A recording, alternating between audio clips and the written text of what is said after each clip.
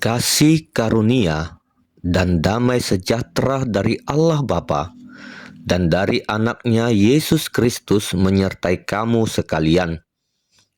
Amin. Shalom, selamat pagi bagi kita semua. Kiranya kita semua dalam keadaan sehat dan sukacita. Mari kita mendengarkan firman Tuhan yang menjadi renungan harian pada hari ini, Kamis 11 Juni 2026, sesuai dengan Almanak HKBP yang tertulis di Hosea 6 ayat 6.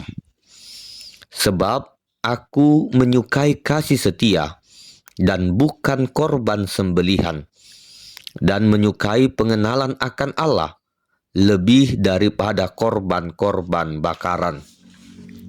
Demikianlah pembacaan firman Tuhan. Saudara-saudari terkasih, pada zaman Nabi Hosea, bangsa Israel masih melakukan berbagai ritual keagamaan dan mempersembahkan korban kepada Tuhan. Namun, di balik semua aktivitas rohani itu, hati mereka jauh dari Tuhan. Mereka menjalankan ibadah sebagai rutinitas, tetapi tidak hidup dalam kasih setia dan ketaatan kepada Tuhan. Firman Tuhan dalam Hosea 6 ayat 6 ini mengingatkan tentang apa yang sebenarnya Tuhan inginkan dari umatnya. Tuhan berkata bahwa yang terutama bukanlah banyaknya korban atau kegiatan keagamaan yang dilakukan, melainkan kasih setia dan pengenalan yang benar akan Allah. Tuhan tidak menolak ibadah, persembahan, atau pelayanan. Namun, semua itu tidak berarti apa-apa jika tidak lahir dari hati yang sungguh mengasihi Tuhan. Tuhan lebih menghargai kasih setia dan hubungan yang dekat dengannya daripada sekedar kegiatan keagamaan yang dilakukan hanya sebagai rutinitas belaka. Tuhan rindu agar umatnya memiliki hubungan yang hidup dengannya, bukan hanya sekedar menjalankan kewajiban agama. Sering sekali kita juga terjebak dalam keadaan yang sama, terjebak dalam formalitas rohani. Kita rajin beribadah, mengikuti pelayanan, bahkan aktif dalam berbagai kegiatan gereja, tetapi hati kita mungkin jauh dari Tuhan.